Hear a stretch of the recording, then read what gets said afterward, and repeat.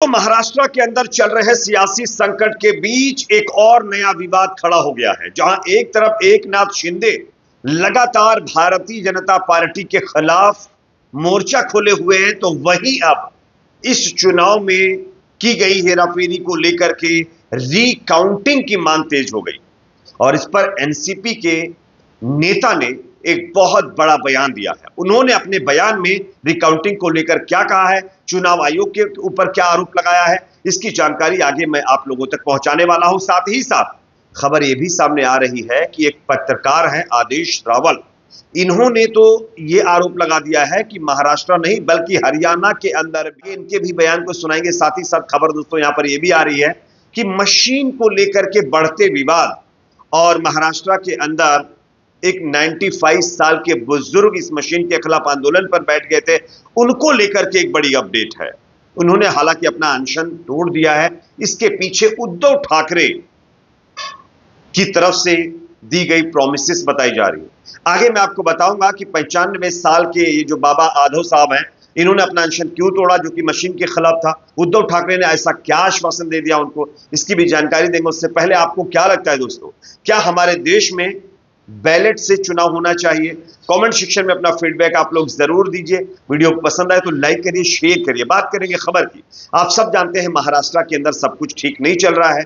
एकनाथ शिंदे ने अब तो क्लियर कह दिया है कि देवेंद्र फडणवीस को छोड़कर अगर बीजेपी किसी भी नेता को महाराष्ट्र का सीएम बनाना चाहती है तो उनको कोई ऐतराज नहीं है। साथ ही साथ उन्होंने यह भी कहा है कि हमको गृह मंत्रालय चाहिए। अगर गृह मंत्रालय भारतीय जनता पार्टी हमें देगी तो हम मुख्यमंत्री पद छोड़ सकते हैं, अदरवाइज हमारे पास कोई दूसरा विकल्प नहीं है।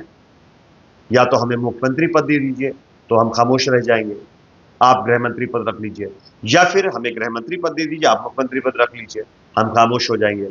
अगर इन दोनों में से कोई डिमांड्स उनकी नहीं कंप्लीट की जाती हैं, पूरी की जाती हैं, तब एकनाथ शिंदे कोई बड़ा फैसला लेंगे। हालांकि अभी माथापाची जारी है और कब क्या हो जाए कुछ पता नहीं है। लेकिन हां, ये कहीं ना कहीं नई मांग यहां पर देखने को मिली है कि अब देवेंद्र फडणवीस को मुख्यमंत्री नहीं बनने देना चाहते एकनाथ शिंदे। इसके चलते अब पीठ फंस गया। देखना है आगे क्या होता क्या है। लेकिन इसी बीच महाराष्ट्र के अंदर चुनाव रिजल्ट जो आया है उस पर सवाल खड़े करते हुए एनसीपी के नेता जितेंद्र आव्हाड की तरफ से रिकाउंटिंग की मांग कर दी गई। उनका बयान आया है जो मैं आपको सुनाना चाहता हूं, सुनिए, उसके बाद इसकी चर्चा करते हैं। के बारे में बहुत सारा टीका टिप्पणी नहीं, अभी जो मालूमात हमको मिली है कि हम फिर से जो कहते हैं कि हमको फिर से गिनती चाहिए, वो जो रिकाउंटिंग चाहिए, तो रिकाउंटिंग उसी मशीन का होना चाहिए जो मशीन वो टेबल पे थे उसके डाटा सहित। अब ऐसा बोला जा रहा है कि वो डाटा तो हमने वाइप आउट कर दिया है, हम नया डाटा दिखाएंगे और काउंटिंग करके दिखाएंगे, तो उसमें कोई आने वाला ही नहीं, कोई गलती ही नहीं दिखने वाली है। तो क्या मजाक है क्या? जो डाटा हमारे जो डाटा के ऊपर हमें शक है वो डाटा आपने वाइप आउट कर दिया, तो हम क्या अंधे हैं क्या? ये सब चोरी छुपाने का काम ईसीआई कर रही है। और खास करके लोकसभा हारने के बाद जिस तरीके से वोट बढ़ाए गए, 5 साल में 5 लाख बढ़ाए गए और 4-5 महीने में 46 लाख सिर्फ महाराष्ट्र में। ऐसा हुआ है क्या कभी? 46 लाख लोग लाइन लगा के अर्जी भर के गए और उनका नाम आ गया। अरे इधर 2-2 साल लगते नाम लाने के लिए, कितने बार तो 4-4 बार फॉर्म भरना पड़ता है। तो जैसा कि दोस्तों आप लोगों ने बयान सुन लिया है, ये एनसीपी के नेता हैं जितेंद्र साहब, जिनकी तरफ से ये बयान दिया गया। उन्होंने स्पष्ट कह दिया कि हमें रिकाउंटिंग चाहिए, आप रिकाउंटिंग करके हमें दे दीजिए, हम खामोश हो जाएंगे।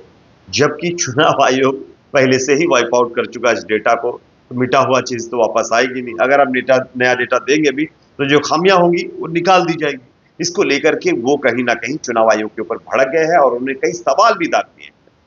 और उनका यह भी कहना था कि महाराष्ट्र के अंदर 47 लाख लोग जिनके वोट बढ़े हैं, ये अजूबा कैसे हो गया, जबकि लोकसभा में 5 लाख लोगों के ही वोट बढ़ पाए थे और सिर्फ महाराष्ट्र के अंदर 47 लाख लोगों के वोट बढ़ गए। ये कैसे हो गया? नाम जोड़ने के लिए वोटर लिस्ट में 4 बार फॉर्म भरना पड़ता है, तब भी नहीं जुड़ता है। महाराष्ट्र में इतनी जल्दी कैसे जुड़ गया ये सब? तो ये कुछ थ्योरीज हैं जो कि अपने आप में सवाल खड़े करती हैं। देखना है कि इस पर क्या जवाब देता है, लेकिन हाँ, ये यकीन मानिए कि कुछ ना कुछ तो हुआ है जिसकी वजह से इतना शोर मच रहा है। अब मैं आपको इसी से रिलेटेड एक और अपडेट दिखाता हूं जो कि सामने आ रही है। आदेश रावल जो कि एक पत्रकार है, इन्होंने भी महाराष्ट्र के साथ साथ हरियाणा के चुनाव पर भी सवाल खड़े किए। क्या कहा है आप स्क्रीन पर देख लीजिए। अगर कांग्रेस को लगता है कि महाराष्ट्र हरियाणा की हार का कारण मशीन है, तो उन्हें दिल्ली का चुनाव नहीं लड़ना चाहिए, ये आदेश रावल की तरफ से कहा गया है। यानी कि सीधे तौर पर आदेश रावल ने ये कांग्रेस पार्टी को कहा है कि अगर आप संवेदनशील हैं मशीन को लेकर के, तो आपको ये स्टेप लेना पड़ेगा। अब देखना है कि कांग्रेस पार्टी इस पर क्या रिएक्ट करती है, क्या वाकई इस तरीके का कोई फैसला लेगी। उम्मीद तो बहुत कम ही है, ठीक है ना।